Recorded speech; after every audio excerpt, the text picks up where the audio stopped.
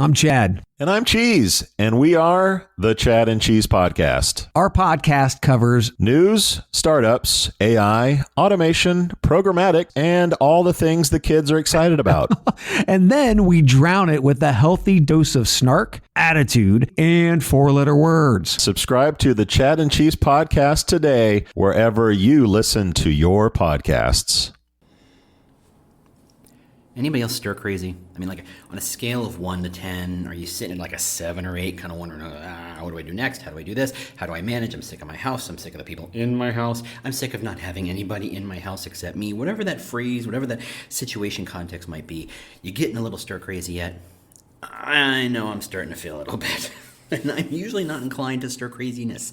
I'm usually pretty good being in a rut. I'm usually pretty good, kind of not going anywhere. I'm usually, I'm not a guy who goes, ooh, I can't wait to travel. I travel because it's probably good for me and sometimes for work and sometimes it's what the family wants to do, but I'm not like, oh, I can't wait to see them, all the different things. I'm very happy being a homebody. But yeah, I'm getting a little stir crazy, which is why I'm really super pumped and pleased to see lots of different people take this opportunity to really reach out and say, look, I don't have a commute anymore. And frankly, one of the not great parts about working from home is that it's very hard to tell when you stopped working and are started to be the not home part because you are literally sleeping in your office every night. You know, yeah, turn on Netflix or Hulu or Disney or whatever you're doing, but your brain is staring at your laptop and that you know, your work brain never seems to kind of slow down. But I am, like I said, I am thrilled to see people kind of say, look, I'm feeling stir crazy too. You're feeling stir crazy. Let's just connect. This is for the next 4 and more likely 8 weeks. That's where my money is right now. This is our new normal. This is how we're going to be. And so I think we should all be taking this time to kind of reach out to people and engage with people and connect with people because this is the Etch-a-Sketch moment of our professional lives. This is, you pick it up, you hold it over your head upside down, you shake it, and you go, here, new clean piece of paper. Because all the rules really are being rewritten as we speak. My feeling is that half the businesses in America, for my money, will be wondering very, very specifically, why do I pay rent when I could have all my people be remote? When does it make sense to make this a full-time thing? When does it make sense to be the normal? That I'll just send you a computer and occasionally you have to take it to a local IT support person to fix it occasionally if that's the thing, but really we all live like this now, that you should assume a home office, that you should assume or carve out a part of your dining room to be your office, and that's really kind of how it is. And we're gonna have to rewrite the rules around what it looks like to say, okay, we work from home, and to avoid that stir craziness, to say, okay, at this time I stop looking at Slack, I stop looking at Teams, I stop looking at my email, I'm gonna draw some very clear delineations.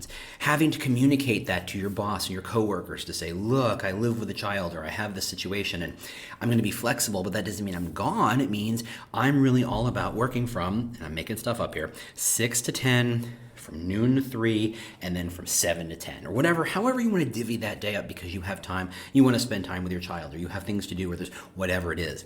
The new normal is real and we are all, and I can't stress that enough because I did that whole thing with all, where my vocal, I did all sorts of different weird vocal things. We're all learning what the rules should be, right? Which is a great opportunity because it means we get to rewrite the rules. All the things that we wanted to do, this is our chance to take advantage. This is our chance to say, I've always wanted to work from home, or I've always wanted to work remotely, or I've always wanted to be one of those people who could just pick up and go from house to house or location to location and be one of those digital nomads that, I've heard so much about. And just go ahead and say, yeah, I'm going to go to Taiwan. Yeah, I'm going to go to, pick a place that's not having real problems right now. Wherever it is, just say, I've decided I can do this job. I can do it from anywhere. I can do it from the back of a van. I can do it from the desert. I can do it from the cities. I can do it from whatever. I can do it anywhere, so I'm going to. And that means rewriting the rules. So if we're rewriting the rules and we take into account that the world has changed, and by the way, absolutely has. This isn't a hold your breath and it'll all be better soon kind of moment. This is we're changing now. And usually this is the sort of change that happens slowly over time, that it's very hard to perceive, that you have to read very long-winded articles with lots of graphs and charts dating back 10 and 20 years to show that the change has happened. But nope, change happened. Boom, it just landed on your lap. Congratulations, I hope you're enjoying it. If you're not, you're going to have to find a way to make yourself enjoy it or have to find a way to make it work for you. So when your brain's working on those new normals, when you're working on those new rules, while you're doing that, I think you should take the time to think a little bigger, right? Your situation, I'm talking to clients, talking to prospects, talking to people, talking to friends. We're having this moment where we realize, what do we really want to do here? What are we really achieving here? We're all having a little bit of a mortality fear, right? We're all a little bit nervous that, what are we spending all this time at work for? What's it all mean? What's it all matter? What does it matter for? We're all worried about the people we love and care about. We're all worried about everybody's health. We're already worried about leadership and who's in charge and who's saying what and how we're going to fix this thing and all that stuff. It's a little fear-based, right? There's a lot of fear in everybody's mind. Everybody's antsy. Everybody's nervous. Everybody's anxious. And yeah,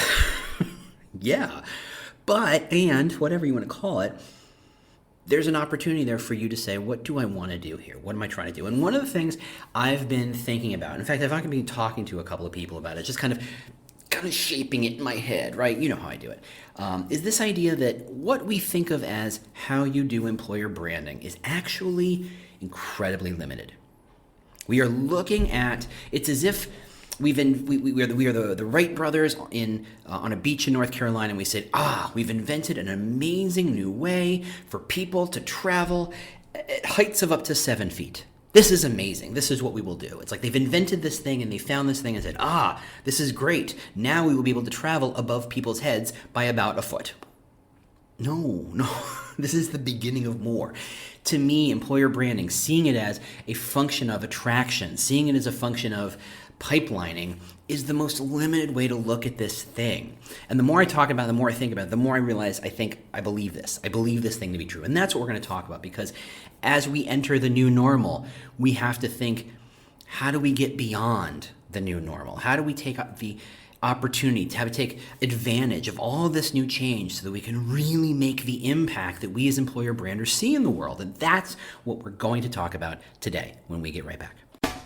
Welcome to the Talent Cast, the world's most caffeinated employer brand podcast. I'm your host, James Ellis, and I've been doing employer brand for years now, and I absolutely love the industry. I love how it's growing, I love how it's changing, and I've tried to do my part to elevate the concept, to get everybody to understand the power employer brand can have in hiring, attracting, and retaining talent. So we try to really focus on driving home the idea that this is a calling and a craft. It's a lot of getting your hands dirty, but it's also a lot of big strategic thinking. And that's where we kind of live, that kind of Venn diagram, the intersection between the big ideas and the getting the details right. So we talk a lot about employer brand and how to do it right and how to think about it and how to look at your problems in a whole new way. Ready to rock? 1, 2, 3, let's go. Hey everybody, James Ellis, recording live from Chicago, as per usual. Standard, whatever, I'm not even going to go into housekeeping notes, you know what the deal is. But I will say, the office hours have been great. If you listen to this podcast and you've ever wanted to ask me a question, for the love of all that is virtual these days, do it. Get the link. Set up 15 minutes and ask me your question. I've had amazing conversations with multiple banks, multiple countries, multiple startups, some very big companies. I won't say who because that's rude, because I'm not a doctor and this isn't about being private, but hey, they didn't say I could talk about it. But a lot of different people, it's been a lot of fun. So if you have a question, I absolutely want to talk to you, especially as I talk about what I'm about to talk about. And that is, there is more. Right, I wrote a little thing kind of sketching out some of the ideas, and the gist of it was, if you think, what is the purpose of employer brand? What is the value of employer brand? And I have all sorts of pat answers on how you talk about the value of employer brand. I also have a pat answer on why talking about the value of employer brand is dumb. And that answer is very simple. What is the value? What is the ROI, if you're having an ROI conversation, around a parent's love or a teacher who supported you and encouraged you when you were, a preteen or a teenager and you're really feeling insecure about life, and having someone in your corner rooting for you and believing in you and giving you that faith that perhaps, yes, this is complicated and messy and bad and I don't like it and I don't feel good, but there's something beyond that and I can get to it. That thing, what's that worth to you? No, put a dollar figure on that thing, which is functionally what they say about put a dollar figure in ROI on employer brand. Because without employer brand, you're transactional, you're a cog manufacturer, and everybody who invests in employer brand is about to eat your lunch. Simple as that. Simple as that. You can frame it and phrase it in a way that's not quite so snarky. If you want. You can be totally snarky. I can dial the snark up on that thing to 11. It's bad news. But that's the thing, we were focused on these pat answers to answer these questions of what's the ROI or what's the value of employer brand. And so we find these answers that are small enough for people who don't love employer brand to kind of go, oh, I get it, cool. And we say things like it's all about attraction. It's all about the why. It's the North Star for the company. We have all sorts of fun little metaphors that we play around with, and guilty as charged. Myself, I am certainly guilty of doing that, but we all have them. And in a lot of ways, the concept of employer brand is a bit of a Rorschach test. It is how you see employer brand and how you describe employer brand says as much about you as it does about employer brand. You might say it is all about pipeline building. It might say it's all about increasing the quality of the candidate. Now, those things are absolutely true, but limited. It's like saying a plane, the Wright brothers plane is an amazing achievement of wood. Yeah, it's a lot more than that. It's a lot more than that. Not just because there's canvas involved, but it wasn't the craftsmanship of the woodworking that made the plane fly. It was a concept that blew people's minds, that everybody said, that is not possible. And frankly, there are plenty of people who tested it to show that it wasn't possible because they were doing it wrong, because they didn't understand how to make the wing curve to truly enhance or to take advantage of the Bernoulli principle, where the curve of the wing on top changes the pressure and creates lift, right? All that stuff that you try not to remember from your high school and college physics classes. And let's be fair, I took Yon Physics for Poets at Texas, so that's literally all the physics I know. You're welcome, because that's what this podcast turns into. Yeah, you're limited. If you look at the Wright brothers plane, you say that's an amazing achievement in woodworking. That's an amazing achievement in bicycle technology. That's an amazing way to create lift up to 7 feet in the air. Yes, those things are true, but you're looking at it through such a straw, you're not seeing the potential of these things. If you say your employer brand is the North Star around which all your communications kind of connects, it's true. It's absolutely true. It's a kind of structure to make sure that your marketing and your comms and your leadership and your recruiters and your recruiting and your talent acquisition people and all the various voices in the audience are all kind of saying something that's connected and aligned. Those things are true, and employer brand does create that alignment. But that's not all. It does a lot more. And this thing that I am wrestling with, that I'm bringing to you, that perhaps on some level I want you to say, you're full of it, buddy, or well, have you added this to it? I have this concept, right? And I need your help to kind of make it real. And the concept is this. We have only tapped a metaphorical 10 or 20% of what employer branding can do for the most part. Now, there are a couple companies who I will not name because I just won't. Because there are people who really truly understand how to make the employer brand so transparent, so integrated that it is truly beyond talent acquisition. It is truly beyond pipeline development. It is truly beyond communication, architecture, and structure. That it is truly part of the DNA of the company. And there are a handful of companies I could name that are really good at doing that. And I think those are the people who not only are they on the cutting edge of what employer branding is, they are probably, and I wish I had more insight into this, they are probably seeing kind of like what Magellan saw, right?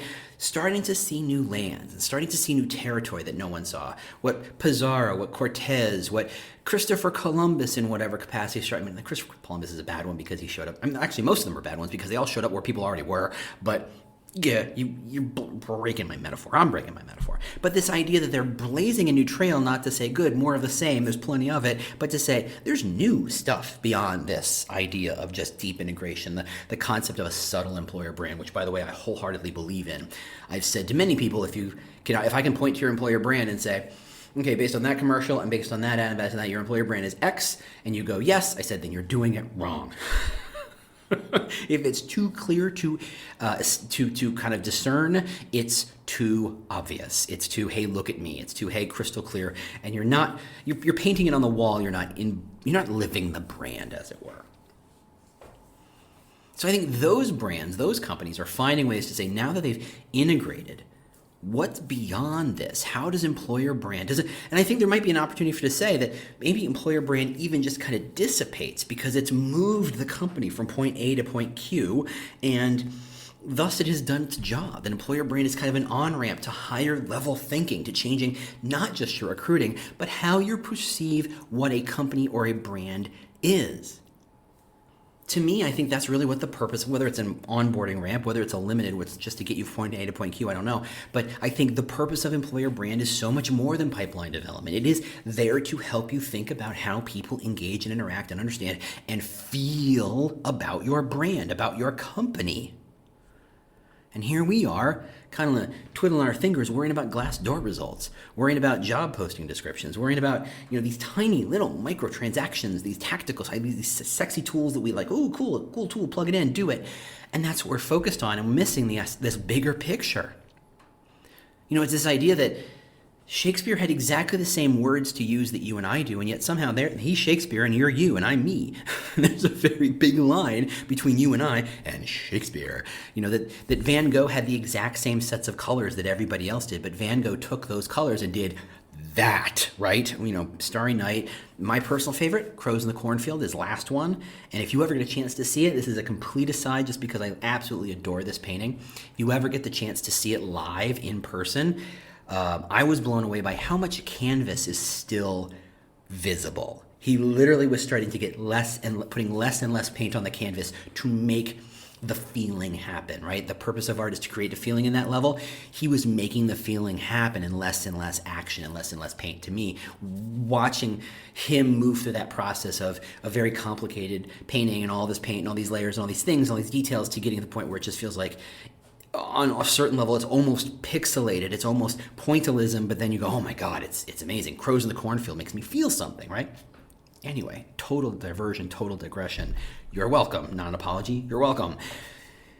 You move on. You start to grow. You start to say, this is what this brand really is. And as your brand gets better and deeper integrated, you're using less paint on the canvas. You're using less action. You're taking fewer steps. You're doing less stuff, but creating more impact. And that's not just from an optimization level. That's not from a Tim Ferriss 4-hour workweek kind of thinking thing. It's more about, look, the company is a massive, massive entity. Whether you have 20 people or 20,000 people, those bodies are quantum levels more than just you, right? I mean, that's just math, right? If you have 1,000 people or 10,000 people or 100,000 people, whoever many people work for you, that's a lot more than just you. So if you can get them to get what you're doing and to communicate the message and live the brand and push it forward, so it's less about the ad and it's less about the talking points and the vernacular you build and the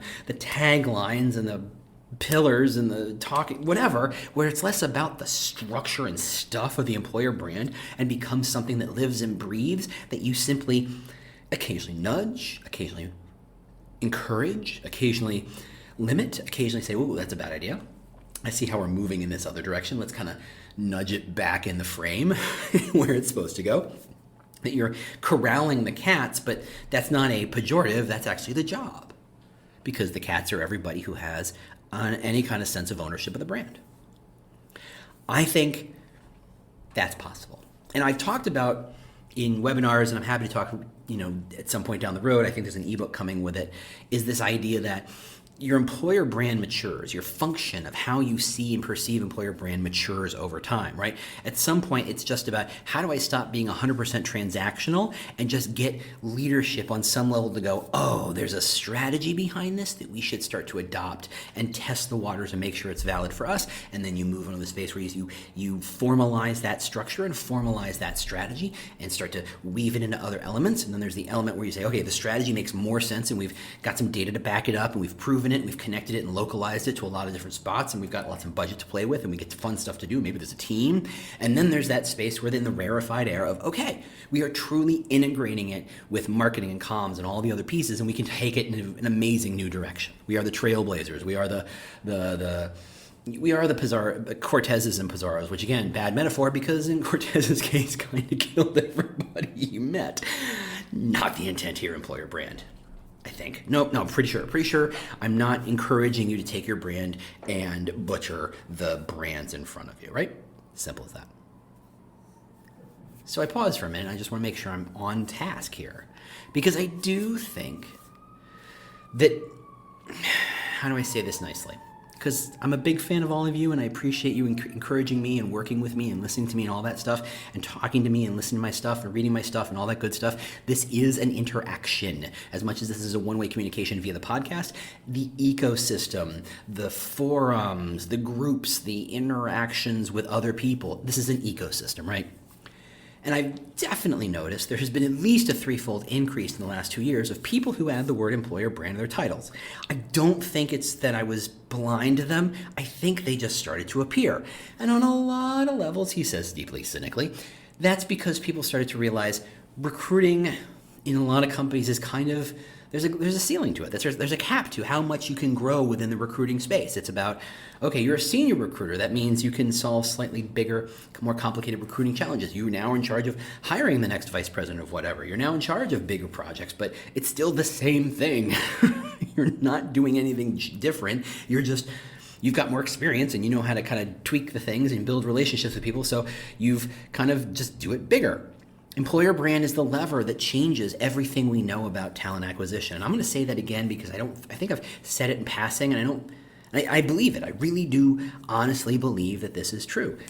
Employer brand is the lever that changes the world, at least the professional world. Talent acquisition, to be certain. Marketing, to some extent, I think I'm seeing it pieces. Comms, yes, absolutely.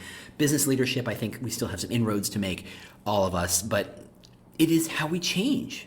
And I go back to this idea that if we're in this concept of new normal where everything is being shaken up, that there is chaos but opportunity, and I won't get into the aphorism, which is deeply wrong, about Chinese characters and how they're integrated or whatever, that chaos and opportunity are the same, whatever, however they phrase it, because it's apocryphal.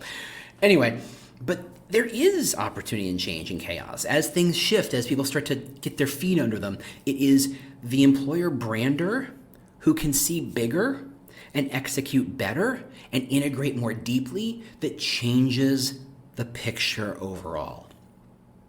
And so here you are at home, I'm presuming. I would love to hear the employer brander who is listed as essential personnel and is asked to come into the office every single day. I don't know who that is. I don't think they exist, but if you do, I'd love to hear that story. Maybe that's not about the company, or maybe that's not about you. Maybe it's about your boss, whatever. That's a whole separate ballgame. You're at home, and maybe you're trapped with your family. Maybe you're blessed to be connected to your family. Maybe you're not feeling stir crazy. I bet you are a little bit. Whether you're alone or you're connected to other people or living with other people, you've got a chance to think the bigger thoughts. Katrina Kibben joked that at the end of all this, we'll all either be alcoholics or great chefs, to which I reply, of course, why choose? Just do both. But there's so many more options here. I think everybody should pick a hobby and learn a hobby now that they've got some time on their hands. All those commuting hours gone. Everybody's expectations shifting because everybody realizes how insane this world has become, and now we're getting even more insane in a different way. Take the time to think bigger thoughts. Take the time to not focus on how do I squeeze another point, a decimal point out of my ratings review site, and more about how do I build great relationships with marketing so that we can work as a team to solve both of our problems. How do I conceive of a world or a situation in which marketing needs employer branding and I'm there to help, that I'm not feeling like I'm banging on the glass on the outside begging to be let in, but because let's be fair, in crisis marketing, in crisis PR, going to the people who do the work is the go-to move, right? You've seen it over and over and over again. It's not the CEO per se who's driving the change of the company, making people feel better about the company. It's all the individual faces saying, yeah, this is how we're managing this change. This is what we're doing. This is how we're doing it. Yes, the CEO has to be a part of it, but they're tapping that employer brand stuff. And if they do it without you, well, one, you've just proven how unnecessary you are in that organization, which is unfortunate, and I don't want that to happen to you. But two, they're going to do it wrong.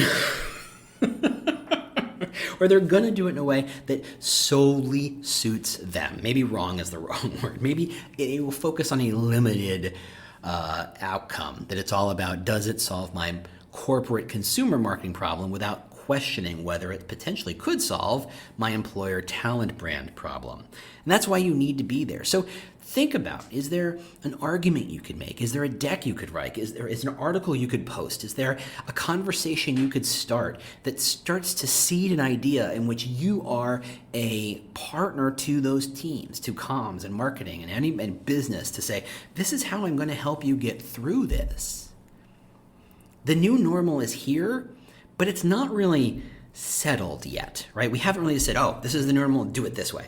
No, there's more transition to be had as we, at some point, I think somewhere in week 3, we'll all kind of go, all right, this is kind of we're okay. We're not in panic mode anymore. It just kind of isn't optimal to the way we've been used to doing things, but we're starting to build systems and processes that make this okay. And then there's the part that happens when they finally kind of open up the floodgates a bit and turn off the lockdown and the quarantine, and we all get to go outside and hug people and shake hands maybe on some level. Obviously, I think that's going to change a bit. I think there's going to be a lot less physical contact for the next couple of years, frankly. That's my theory. It's a free podcast. You're allowed to ignore that. But I get to say it. Here's my crackpot theory. Enjoy! As if that's not the potential title for this whole thing. Welcome to James Ellis. Here's my crackpot theory. Enjoy podcast. Hold on. I need to go see if that domain name's available. I'm going to pretend I'm typing. I'm a little stir crazy, and I'm so glad you're here with me. Anyway, this is your chance. This is your chance to think big thoughts. And don't think of it, how do you leapfrog 4 steps? How do you leapfrog all the way to the end zone? Because you can't. It's about how do you further how the company sees employer branding as a concept, more than a North Star, more than a pipeline or an attraction process. It is something deeper and bigger. And how do you build those relationships so that people who do, quote unquote, own those pieces see you as a partner, see you as a valuable resource, someone they can partner with, someone they can share and open up to, and not feel like you have to be the junior partner who sits still and stays quiet in the corner until they need you. This is the time to start thinking about, how do you see and convince your particular organization that employer branding is more.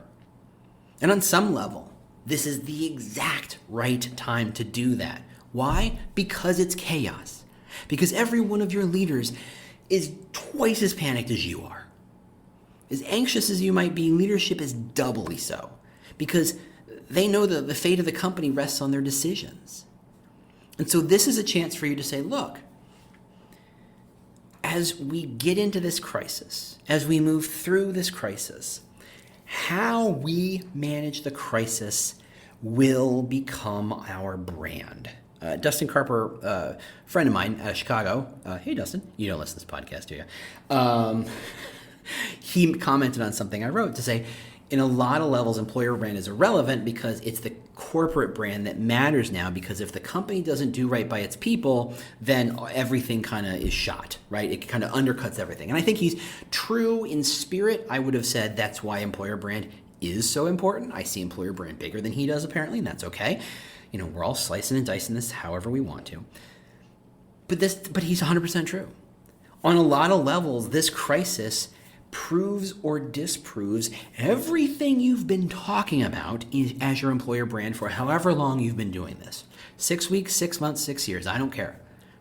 This is when you decide, can you really do it? It's as if you've been telling the world, yes, I can dunk a basketball, and you've been doing it for years, and suddenly there you are, circumstances have just perfectly aligned that there you are in front of a regulation basketball hoop with a basketball in your hand with sneakers on your feet, and you have no more excuses. So can you or can't you?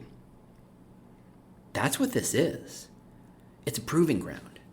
It's an opportunity to say, look, this is how we got through it. It's a way to say, you know what? Maybe the stuff we've been talking about in our EVP and employer brand is kind of unnecessary. We've been talking about stuff that's ephemeral and soft and safe because we didn't think leadership would buy a big, painful, rough, serious, audacious concept. They didn't think that's what the company was because Hey, back when the waters, when the tides are rising, all boats get floated, right? Everybody moves up, everything's stable, everything's fine. Well, in this crisis, it says which boats are seaworthy and which ones are going down to the bottom of the ocean, right? So this is your chance to say, okay, all the stuff we've been talking about is now falling, sinking in the bottom of the ocean. So what are we going to talk about? How are we handling this? Because that is how we own our brand. That is how we prove our brand. It is not when things are nice that we say our brand is something. We can say it, but it doesn't mean anything. It's not until times are tough that we prove what our brand is. This is your opportunity to do something, for lack of a better word, more, bigger, real, honest, deep, meaningful, whatever. Attack it however you want to attack it, however you want to see it. But this is that chance. And honestly, I don't know that we are going to get a better chance than this. And frankly, I don't know that we can handle a better chance than this. This is nuts. This is getting crazy. And I hope it's almost done. I hope the craziness we've all been managing through for a while now, however you want to measure that, is almost over, even though I know for a fact that we still have a bit longer to go. I hope it doesn't get worse. So if this is as tough as it's going to get, fingers crossed, fingers crossed, fingers crossed, this is your chance to prove the brand. This is your chance to find the stories that prove the brand. This is when you've all got that story that proves who you are, right? If you think you're funny, you've got that story, you made a room full of people crack up. If you think you're smart, you have a story in which you said, I'm the only one with the answer and you were right. If you have a story you tell yourself about yourself, and you tell that story over and over again. In a lot of ways, you tell that story to yourself over and over again in your head to prove that you are that thing, to prove that you are attractive, to prove that you are nice, to prove that you are strong, to prove that you are charismatic, to prove that you are ruthless. Whatever that thing you tell yourself about is, you have that story. It's the belief point. It's the proof point, right? That's where marketers have to use the word proof points. Well, here's where the story is about to happen. So if you're not looking for and seeing and collecting those stories now, 2 years from now, a year from now, when this is all a vague but unpleasant memory, what stories are you going to tell that proves you are who that you are, that your brand is what you say your brand is? This is when it happens. And you can't just hope it just plops into your lap. You got to go prep for it. You got to get ready for it. You got to go listen for it. You've got to go plant seeds that, hey, if our brand is X and Y and Z, has anyone heard a story lately that expresses that? That should be part of every conversation you have. You should be listening and asking for and collecting all of those proof points today that you can use for the next 2, 3, 4, 5 years. They're happening today. It's Monday probably when you're listening to this. I mean literally today. Also tomorrow. And probably a couple more tomorrows. But it's not an unlimited number of tomorrows. At some point, we kind of settle down a little bit. Humans are really good at normalizing, right? We just get good at it. We can get used to almost anything. We can farm in the desert. We can, get used. My parent company's in Sweden. They know from cold, and if no one says, you know what, the perfect place to live is up in the north of Sweden. That's a perfect place to be. But people do, and they have the reasons, and they make it okay. All the fear they might have, the pain of freezing to death or feeling cold all the time, they mitigate against. They figure it out. So we're good at figuring out stuff. Wherever you go, no matter how hot or cold it is, no matter how scary it is. There are people who raise families in war zones, for goodness sake. No one says that's a good idea. But if you got a family, what choice do you have? Get out or stay? And if you can't get out, well, I guess you better hunker down and figure out how to do it. We're good at normalizing. We're good at getting used to it. We're good at figuring out how to survive stuff. So this is going to get figured out on some level. So what are you going to get out of this? How are you, as an employer brand professional, practitioner, going to take advantage of the chaos to move the thought and conversation forward? Because that's where your head should be right now. All right, that's all I had to say for today, I guess. Thanks so much for listening. As always, feel free to share, feel free to comment, feel free to rate, tell your friends, tell your coworkers, tell people. Who are you going to tell? You're not people on the street, that's for sure. As I said, yes, come talk to me. Come find me. I got office hours. I'm on Twitter. I'm on the LinkedIn. I do all the stuff. I'm on the digital beep, beep, boop, boops. That was unfortunate, the thing I just said. And for those of you still listening, this is where the good stuff is. I'm a little punchy. Thanks so much for listening. I'll see you all next week. Bye-bye. This has been an episode of The Talent Cast, part of the Evergreen Podcast Network. If you'd like to get in touch with me, a couple of ways to do that. Obviously, there's Twitter at The War for Talent. You can go to the podcast website at thetalentcast.com. If you'd like to stay up to date on the news of this industry and what's going on, just go to employerbrand.news and sign up for the email newsletter with lots of news and links to other places. If you just want to connect with me on LinkedIn and just say hello or let's just talk, that's linkedin.com/in/thewarfortalent, or I bet if you just search for James Ellis, I pop up pretty quick. Otherwise, if you have any questions, concerns, considerations, ideas for podcasts, holler at me, let me know what's going on. Thank you if you've shared it. Please share if you haven't. Rate us, review us. I love all that stuff. It really does help kind of keep the message going and get the message out there. Thanks again, and we'll see you next week.